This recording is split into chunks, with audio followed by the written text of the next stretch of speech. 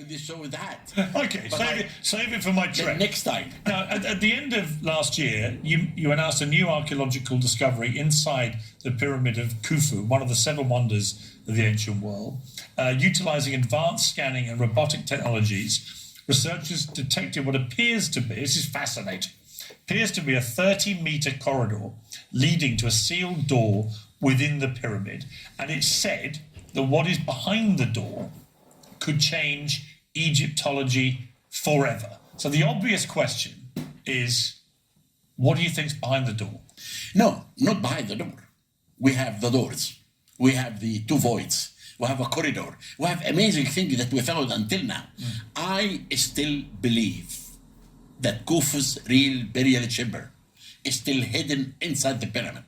And this void has to do with this burial chamber. So you think this will unlock that secret? Exactly. Really? And that's why I really believe in this coming month, I have an English team working with me, and we worked last year and this year.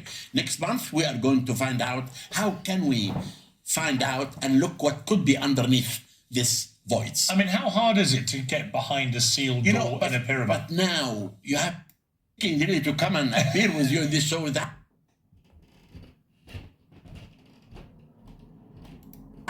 Okay, save it for my trip. Next time. Now, at the end of last year, you announced a new archaeological discovery inside the Pyramid of Khufu, one of the seven wonders of the ancient world. Utilising advanced scanning and robotic technologies, researchers detected what appears to be, this is fascinating, appears to be a 30-metre corridor leading to a sealed door within the pyramid. And it's said that what is behind the door could change Egyptology forever. So the obvious question is, what do you think's behind the door? No, not behind the door. We have the doors. We have the two voids. We have a corridor. We have amazing things that we found until now.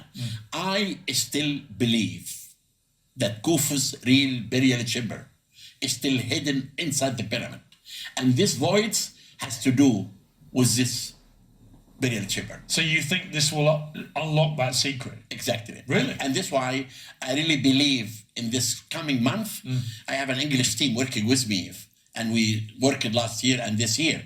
Next month, we are going to find out how can we find out and look what could be underneath this voids. I mean, how hard is it to get behind a sealed door in a pyramid? But now you have to know that new technology now is different. Yeah. You do not need to drill anymore. Right. With this new technology like ultrasound, you can see infrared, through the stone. You can see what's behind.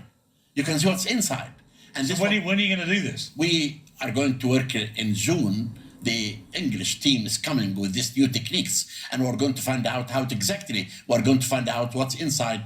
How can we look at this voice? Tell me, I mean, could Khufu's tomb then become bigger than, say, Tutankhamun? Oh, look, Khufu ruled for 28 years. He was a great king. You know, he's a king really that I really believe. I wrote a novel about Khufu because I. How do you find the time for all this stuff? You know, I'm workaholic. Do you ever sleep? I'm workaholic. Are you 7 days a week on pyramids? No, 6 days. Really? What day do you have off? Because I have a young granddaughter. I play with her on Friday. Friday. But otherwise, for 50 years, you thought about nothing else but pyramids. Yes, you know, I wrote about Khufu pyramid books and articles, and I did. So how exciting would it be for you, just on a personal level, if you do discover that behind this corridor and sealed door is Khufu's tomb? How would that make you feel? I would like to end my career by revealing the mystery and the secret of the Great Pyramid of Khufu. Really? This will make me the big one for you. Man. It's the Holy Grail. And this can answer all the questions about people think that I hide evidence about lost civilization. People accuse me all the time. But I say to people, how can I hide anything? You can't. I'm not working alone. There is a team around me. And that's why I want people to believe me and understand that as they want to reveal the secret of the pyramid, it's my role to do that. For the world, not for them. Would Khufu's tomb be a bigger Holy Grail discovery than Cleopatra's tomb. Oh, no, Cleopatra would be nothing in front of Khufu. Really? The discovery of the tomb of Khufu. But maybe not to you, but to the wider world. To the world, it's Khufu. Because this king ruled... Yeah, but if you went down London today and asked 100 people, have you heard of Khufu or Cleopatra? Cleopatra, of course, but... She'd be more famous. So, I know, but so why would you position the discovery of Khufu's tomb above Cleopatra? Because I would say that globally... Because you will never discover the tomb of Cleopatra. Why? It's under the water. How do you know? Because we're searching in a temple for the tomb of Cleopatra for the last 20 years with Kathleen Martinez from the Dominican Republic, and we found nothing. And even diving now with Bill Billard, who found Titanic. But we know that Cleopatra built a palace. Near the palace, there is a tomb. And she was buried in this tomb that located under the water now. So it'll never be discovered? It'll never be discovered. Even on the river, on the seabed? Or and this is why I say... Is it a river or sea? Or the Mediterranean. So the sea? The sea. So is it not possible that it could be discovered? Many people took the pillars and blocks from the palace, but nothing discovered. But even if they found that, you would say that Khufu's tomb would be a bigger discovery? There is 3 discoveries, could be the biggest that I'm waiting. Go on. 1, the tomb of Queen Nefertiti in the Valley of the Kings. Yeah. Number 2, the tomb of Imhotep, the first architect who built the first pyramid of stone. And number 3, the burial chamber of Khufu inside the Great Pyramid. This will be the most fascinating, important discovery on Earth. Amazing. And is this why also that you want the bust of Nefertiti back from Berlin? I want the bust of Nefertiti back because it was stolen. Right. It was taken out of Egypt by a German thief. His name is Borchardt. It should come back. And we are fighting for it to come back. And now when the 2 petitions reach 1 million, I will start the fight. When it comes to people who have like alternative views about the pyramids, right? There's lots of people obsessed with them. And they have strong opinions and strong views, and some of them don't like you and think you're a gatekeeper, hiding everything away from them and so on. What do you feel about them collectively? You know, I won't tell you. I used to get upset in the past. But now I really laugh. Why? Because I tell everyone, if you bring one evidence of anything you say, we can talk. But you don't tell me any evidence. You just say speculation. You say things. But on the other hand, I can tell you the evidence that they have. And this is why... Look, before I bring some of them in, are there big secrets that you know about the Egyptian pyramids that for whatever reason you haven't shared with the world? Never. So you've revealed everything you know? Last night, I talked about everything I found inside the Great Pyramid in front of 1,000 English people. How can you hide anything? There's nothing you're keeping back? No, nothing. And it will never happen. Anything that we discover, we'll announce it. Donald Trump has said that he can't reveal all the files about UFOs and aliens because the world isn't ready to hear them. But aliens can build something else, but not the pyramids. Probably true. Okay, well, look, as mentioned, the world of archaeology is one that invites a lot of people who have alternative theories about the ancient past. And for those who hold these views, Dr. Zahi is a controversial figure. So we've invited 3 of them to join us so they can debate some hot topics in this world of Egyptology. Michael Button is a YouTuber specializing in ancient mysteries. Jimmy Corsetti is an investigative researcher and host of Bright Insight. And Timothy Alberino is an author and explorer known as the Rogue Archaeologist. So a great lineup here of alternative Egyptologists, I guess, is how I would describe you all. So let me start, if I may, with you, Michael Button. I've got the great man here. What do you want to ask him? Well, firstly, thanks for having me on, Piers, and Zahi, it's a pleasure to meet you and to make your acquaintance. Look, Zahi, you just said that no one has come with any evidence whatsoever that could possibly say there's anything new to be found at the Giza Plateau or beneath the pyramids. But the simple fact is that in the last few years, the only major news stories that have come from the Giza Plateau and the pyramids is firstly the story of the vast subterranean city beneath the Giza Plateau, and secondly, the recent story regarding the second Sphinx. Now, look, nobody here is saying, I don't think anyone on this panel would say that we have absolute proof of a vast subterranean city or of a second Sphinx. But this idea that people can come with legitimate scientific data and bring it to the table, like the scientists who brought this data are credentialed scientists. They have been cited in scientific journals, and their technology has worked in other archaeological sites across the world. So the idea that actual scientists can come with actual data and bring it to the authorities and just be immediately dismissed without any kind of discussion, I think is quite weird. Because, look, I mean, I actually have a quote from you, Zahi, that you said on the day after the team came with the SAR topography results beneath the pyramids. And you said the claim of using radar inside the pyramid is false and the techniques employed are neither scientifically approved nor validated. But this was literally the day after the results had come out. And I don't see any way that you could have gone through the data and spoke to the team or conducted any independent investigation to come to that conclusion. And if you just look all across the world right now, modern technology is revolutionizing archaeology. Just look at the Amazon rainforest, where LiDAR has discovered vast cities hidden beneath the canopy, vast geometric earthworks that nobody knew existed until just a few years ago. That was always the classic lost civilization hypothesis. Let me give him a chance to respond. And just for viewers who may not have understood just one second, Zahi, because I just want to point out that in relation to the Sphinx comment you made, that last month Italian researchers claimed they might have found signs of a Sphinx located beneath the pyramids of Giza,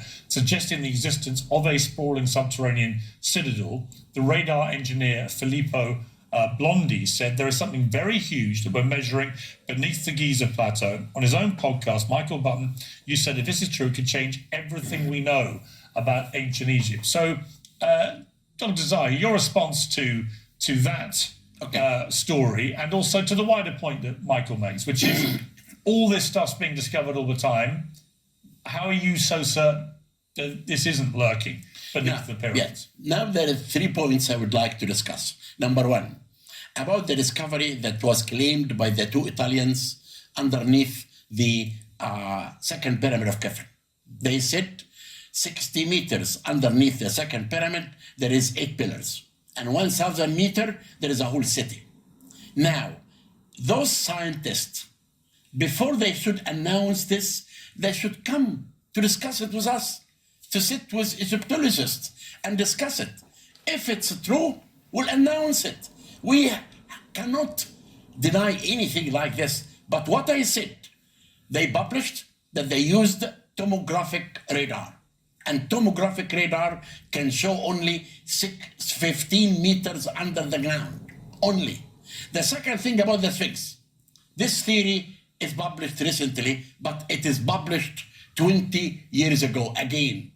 And they said south of the recent Sphinx, there is another one. And this area, I want you to come, I will take you. This has been excavated completely to the solid rock. There is no one single place in this area can accommodate a second Sphinx. And now the question is, why do we have a second Sphinx? There is no reason to do that.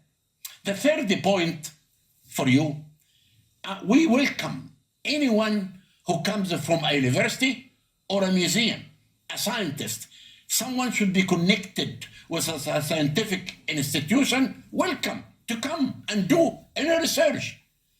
We have the permanent committee that permit people to work, but you have to be connected with an institution. Okay, Michael, just for the record, have you been to the pyramids? I've not been to the pyramids, and I'm hoping to. And I just want to state that I do not necessarily agree with the findings of these scientists. My broader point is that the data that they presented was just immediately rejected without any kind of proper investigation, without any kind of digging into the Giza Plateau. Like, why have we not just dug down and then we could settle this argument once and for all? Because it seems that we're all here discussing this, and I haven't even been to Egypt, and we could just settle this straight away by digging into the Giza Plateau and confirming or denying that this is true. Why can't we just dig down and find out? I know, it's the solid rock. The second pyramid, the base is 10 meters of solid rock. How can you look what's underneath a solid rock? But in relation earlier to this, this hidden corridor and sealed door and stuff, you said there's now technology that means you don't need to drill So is there not But technology? you cannot go through 10 meters. You can't? No, well, you can't. But tell me, if any scientist can look underneath, welcome.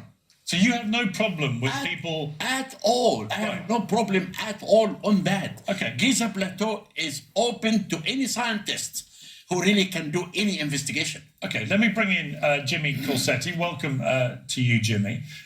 You're an investigative researcher. After our last conversation with Zahi, there were lots of comments that kind of flooded in here. Mosh Gelton said there are gatekeepers at the top of every industry that will keep anybody they can below them under any circumstance. Ali El Said says an Egyptian, I reject Zahi as a spokesperson for our history. The pyramids construction remains a mystery. Doug Lynch, I love how traditional Egyptian scientists are firmly convinced the Egyptians built the pyramids, and yet not a single one can tell us how they did it. And Kay Maram said after years of research and excavation, Zahi Hawass discovered the pyramids were built in his honor, which made me chuckle. But what is you've got the great man sitting here. I think he is a great man. Certainly as his own admission, one of the two great experts of this in the world. I have to say that having finally come face to face with this monster, as some people in the alternative world view him, I see a guy who's not only incredibly expert in the pyramids, has written a 1,000-page book about it, was modest enough to say there's another guy out there, an American, who is as expert as he is, but also is so palpably excited by the idea of new discovery and detail what that could be. You know, this new tomb that could be uncovered. That isn't the kind of reaction, if I'm honest, Jimmy, as somebody that I get the feeling is trying to hide things. So why is the alternative community so fixated on the fact that this guy is some kind of controlling gatekeeper monster who doesn't want anyone to know anything?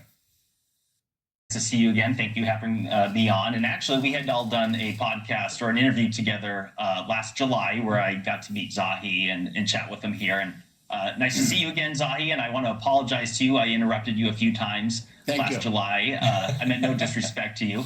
And I certainly do not think that you're a monster, Zahi, whatsoever. In fact, I think that you're a good man. And I think that most of this spreads from, and myself as a conspiracy theorist, but I consider myself more level-headed. Like, for example, I do not think that the pyramids were built by aliens.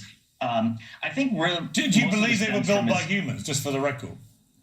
Yes, I do. I think that humans, if we were to get a time machine and go back and snatch some people up from, say, the 18th century and bring them today and fly them over New York City or London, they might think they're on a different planet. I think that what human beings are capable of is, the sky's the limit. There's anything that we can conceive of, we can do. So, no, I do believe it was humans. However, I think that they were far more advanced than what we were taught in school. The ascribed techniques for how the pyramids were allegedly constructed have been tested and debunked. I do not believe they were constructed with copper chisels and stone hammers.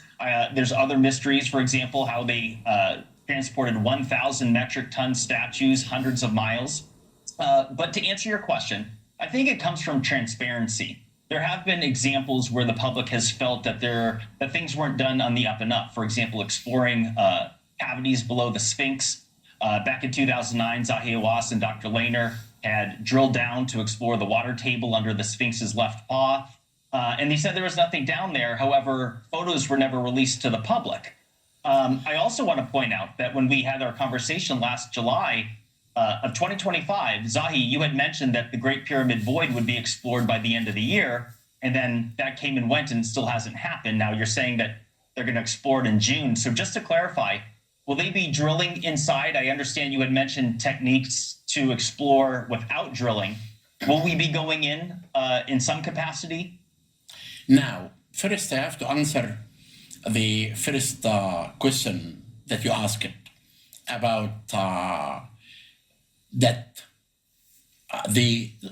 what we found in front of the Sphinx that's not available to the public. This is not true.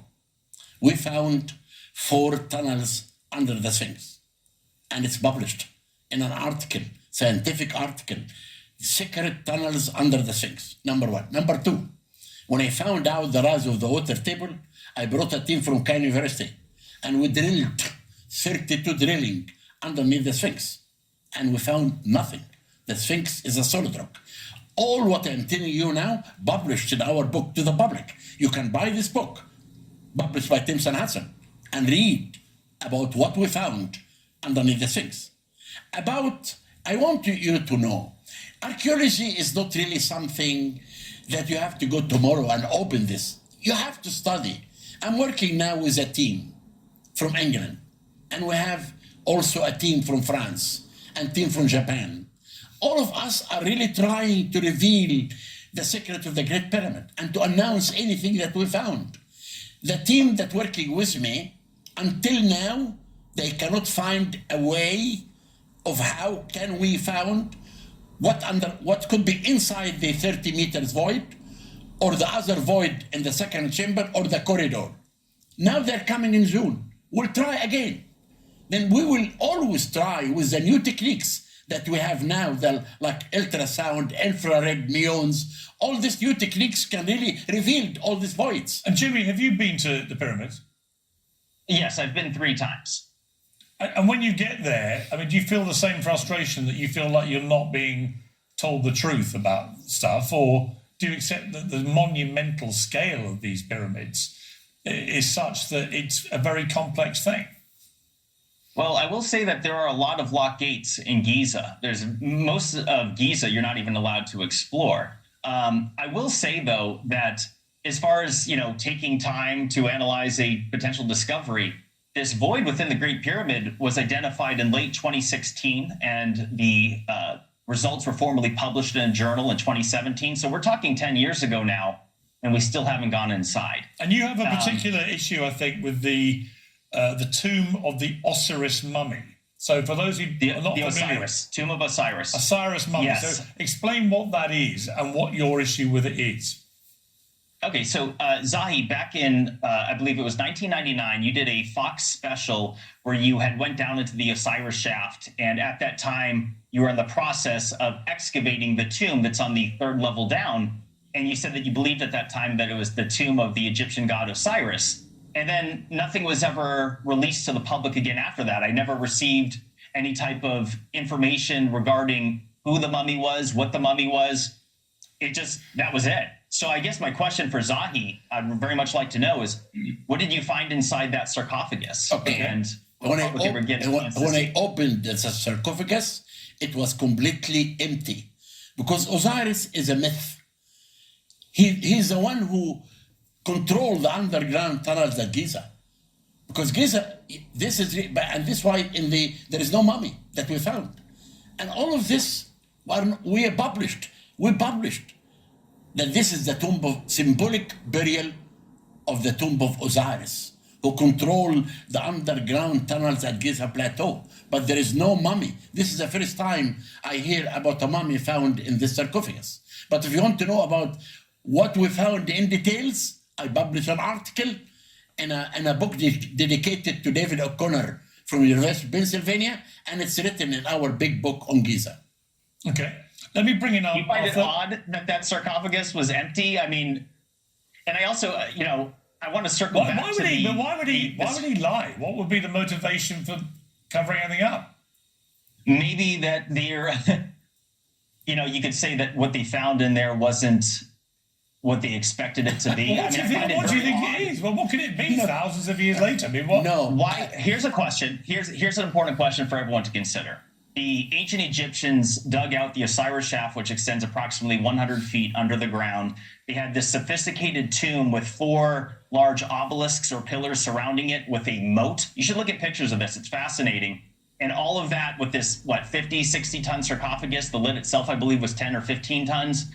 All for nothing, all for a complete empty burial. It's just like... Yeah, but but Jimmy, I come back to the central question. What is in it for Zahi to lie or to cover this up? Why would he?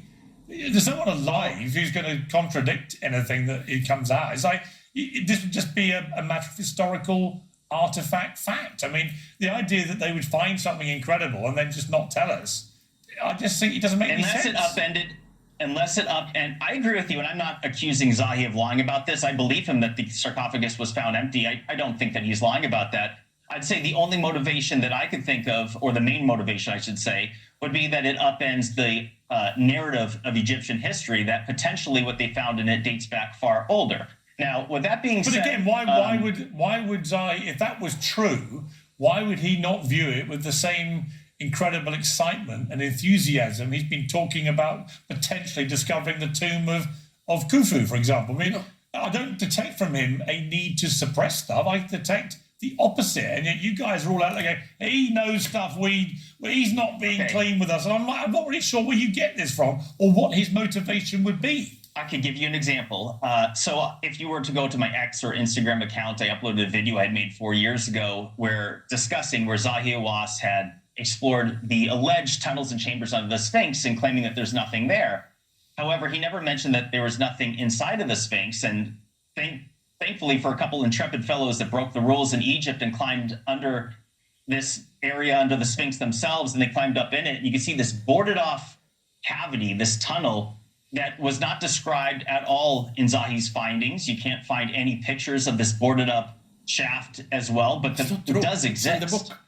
Zahi? It is not true. If you go to the book, you'll find a photograph of all the 4 tunnels that we found inside the Sphinx. And we discovered inside these tunnels pottery in situ.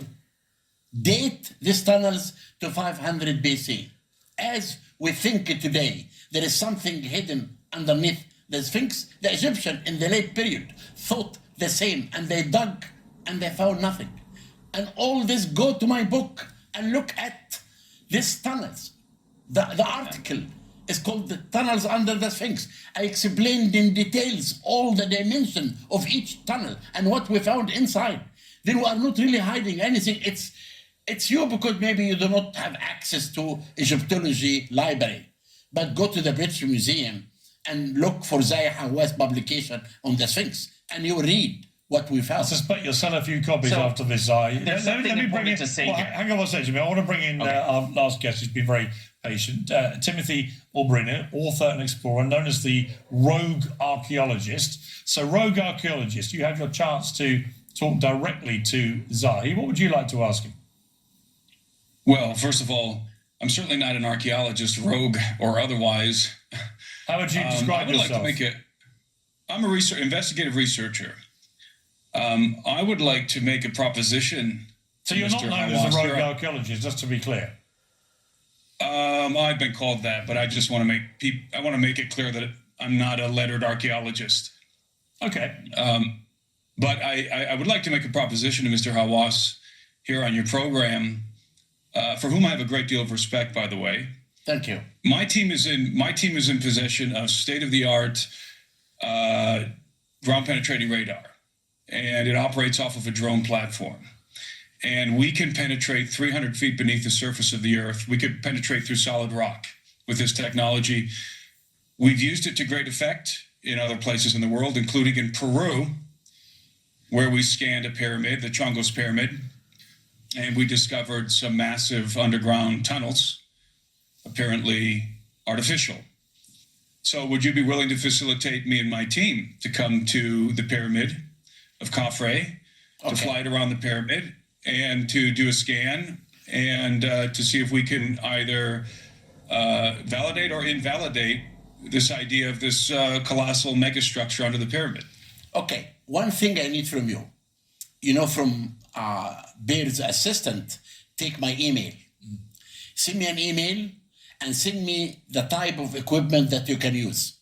I will send it to Sean, who's the head of my team. And if we do not have it, it will be fantastic to have your equipment to be working in the second pyramid. But you have to know, this takes time to apply and security and all this kind of, but I would be happy to cooperate and talk to you and find out if these techniques, you have it and we don't have it. Great. I think this is great. So yeah, email him. If they are not familiar with this particular technology, then it looks like Zahi's up for giving it a go, which is great. Very good. And Timothy, I think you also have a particular sort of approach on this, that you tell the story of ancient archaeology, albeit your caveat, you're not an expert archaeologist in that sense, within a biblical framework. How do the pyramids tie into that? Well, I'm not I'm really asking sure. Timothy. Yeah. I'm not really sure who built the pyramids. I certainly do not believe that aliens built the pyramids. I do suspect, though, that they correlate to the global system of megalithic complexes that are found around the world, many of which I believe were built in the antediluvian world during the time which is variously described as the Golden Age by the ancients, or referred to as Zep-Tepi by the ancient, by the dynastic Egyptians. Zep-Tepi meaning the first time. And this is the ubiquitous testimony of our ancient antecedents, that there was a time before the great cataclysm when the gods were dwelling among men and were imparting to them the arts of civilization. Everybody all around the world have traditions to this effect, especially in the ancient Near East, ancient Egypt, obviously, the ancient Mesopotamians, the Phoenicians, the Greeks, the Romans. In Hebrew cosmology, these beings are known as the Watchers. The ancient Mesopotamian tradition calls them the Apkallu. So you have this ancient witness, this, again, from our antecedents rather, saying that the gods were dwelling on earth, whoever these gods were. In some cases, they were copulating with human women who were progenerating demigods, in some cases giants, and that there were extraordinary things happening in the world before the Great Cataclysm. Certainly the ancient Egyptians believed in not just one great cataclysm, but several.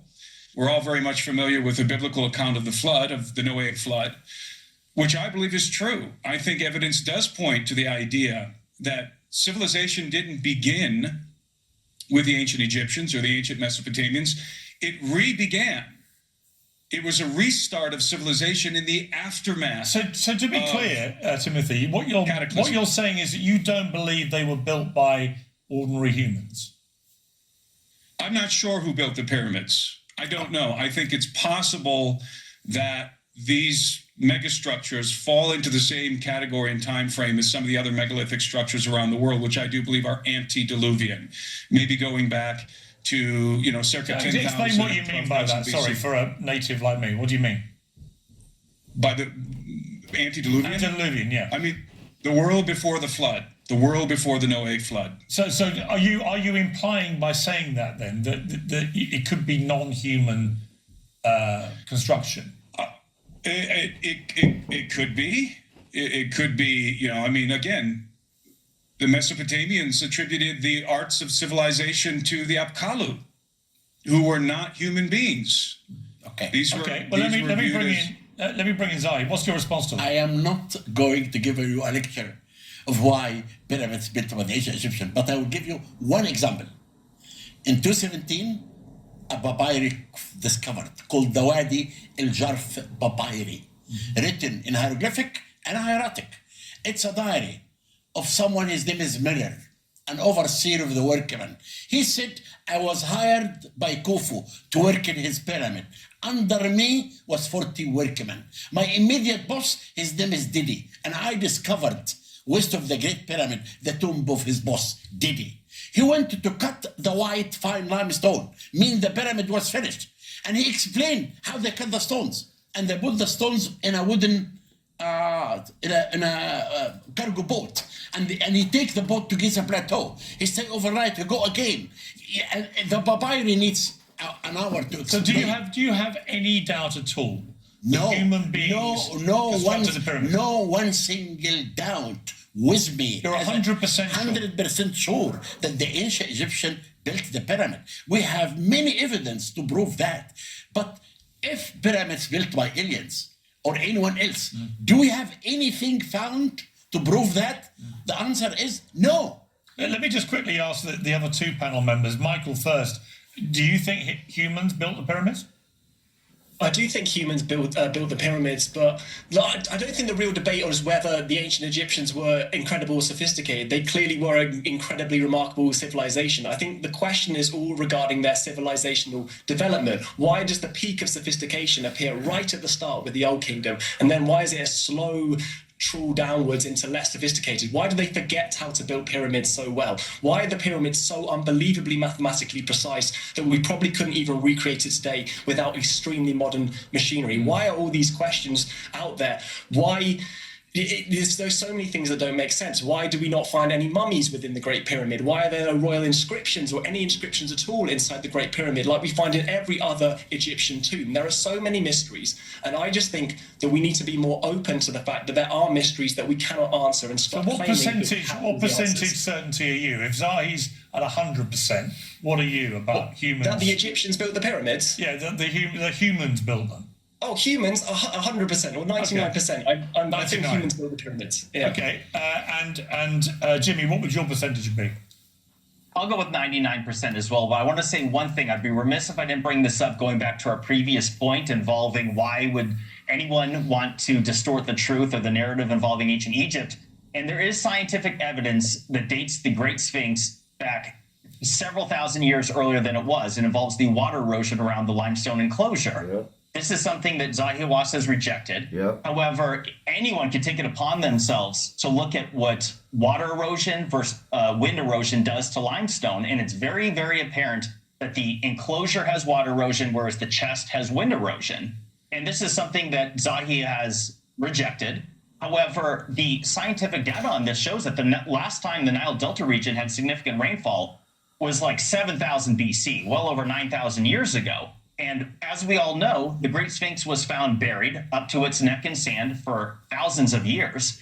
So this is tangible scientific evidence that dates back the Sphinx several thousand years older than the narrative. And I will say one last thing, which is that involving the exploration underneath the paw, the ground penetrating radar identified that it is approximately 26 feet by 40 feet wide and approximately 10 meters or about 32 and a half feet deep. And photos, like as you said, you found nothing down there, but why were photos not released to the public to show the nothing down there? Why can't we see what nothing looks like? Okay, Zahi, your quick response. I want to tell you all what has been said, that it's a mystery. We have an answer of everything that they said. And everything we release, the photos, you can go to this book. This book has everything that we discovered. We are not hiding anything. But the most important thing, that all your doubts and all your questions, we have an answer to it. We are not, and Egypt, by the way, is not the Great Pyramid. Egypt is many other things. You have other pyramids, mummification, you have the Valley of the Kings, you have all this great civilization. It did not only show the Great Pyramid only. The Great Pyramid is one, and it is the national project that 3 million who lived in Egypt participated in making this pyramid for the king to be a god. Then for the program, I can tell you for hours and answer all your questions. But there's one thing I want to assure all of you. We never hide anything. Everything we discover, we publish it in a scientific article or in a book. And all of this is accessible and people can look at it and read it.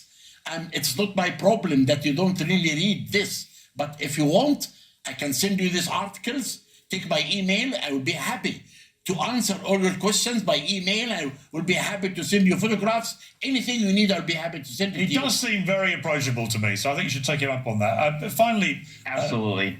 Finally, I had Graham Hancock on the show after our last interview. I've had him on a couple of times. And he said this about you. Zahi and I get on okay. We've had some misunderstandings in the past. I mean, if I was to go out there, because he's invited me, would he let you come with me? Yes, I'm sure. I'm sure a fun trip. I'm sure. Well, what Zahi and I have come to is we've agreed to disagree. There's too much mutual insulting going on in this world, where archaeologists insult alternative researchers and alternative researchers insult archaeologists. Zahi and I have agreed that we will not insult each other personally anymore. Our disagreements will be purely on the basis of our interpretations, our different interpretations of the evidence. And I don't think Zahi is opposed to different interpretations of the evidence, but he is opposed to flimsy, badly thought out ideas. Have you heard about pop-on roofing? We need 50 homeowners in your area to trial this radically simple new roofing service. Did this at no... So I guess the big question to end with, Zahi, is if I get Graham Hancock, and Robbie Williams and a little gang of explorers and our own little Indiana Jones trip, maybe some of the guys who've been on the show today, and we all come out, you'll entertain us. You'll host us, will you? I will host you completely, and I will give you the red carpet. Lovely. And will I get some fantastic Egyptian food? I will take you to one of the restaurants that has the best Egyptian food. Then and you will in love that it. case, I'm sold. And you will be my guest. I will see you in Egypt, and I mean it. We're going to come. Thank you. Zahi, what a pleasure to meet you. Thank you. The Thank same. you very much. I'm a Thank big you. admirer of your work, and thank you to all the guys who joined us and got a chance to ask you questions directly. It was very civilised, the conversation. It's a fascinating subject. Obviously, there are lots of unanswered questions, but I get the sense from Zahi, if he could answer them, he would. He wants to find out everything like we do. And he's found out more about these pyramids probably than anyone alive. So we should thank him. Thank you. Salute you, and hope you carry on. I want to be there when you open up that tomb of Khufu and it's there. Thank you. That would be amazing, right? Of course. Yeah. Great to see Hey, you. 1 second. Sorry? Zahi, I just want to say, Zahi, as a conspiracy theorist, I can tell you that when you do finally drill into the Great Pyramid, what the skeptics are going to say is they're going to like, well, they already removed something ahead of time. You should consider having other people there, someone like myself, that can say, hey, look, I was there witnessing when they opened this thing up. And no, Utterly they did not shameless, but screw I around. admire the work. But by the way, there will be a queue, and I'm first in it. So if there's any room for you after me, then good luck. But if that tomb's getting opened, I want to be there. Guys, thank you all very much. I really appreciate it.